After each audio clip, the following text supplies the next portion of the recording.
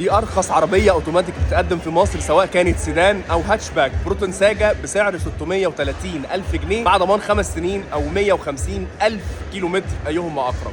تعالوا نتفرج عليها مع بعض. هي بتتقدم بموتور 1300 سي سي بقوه 94 حصان و120 نيوتن متر سوفت تورك، مع فتيس اوتوماتيك من ايسن اليابانيه من 4 سرعات، وطبعا بيوصل القوه للعجلات الاماميه. كشافات هالوجين، في سبويلر ورا، مساحه التخزين الخلفيه 420 لتر تقريبا. تعالوا برضو نتفرج على مساحه التخزين بشكل احسن.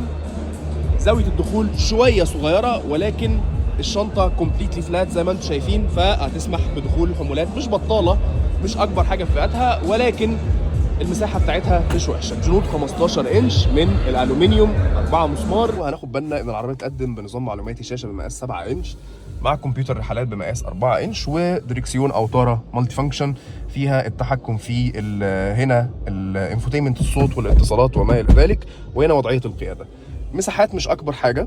هي عربيه بشكل عام تصنيفها كعربيه صغيره، ولكن قاعده مريحه ستيل. انا يعني مش حاسس باي مشكله معاها كعربيه من التصنيف ده، وانا راجل طولي 185 سم.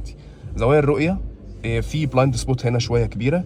الازاز كنت اتمنى ان هو يكون اكبر من كده، لان زوايا الرؤيه شويه صغيره في المساحه العلويه ديت على وجه التحديد.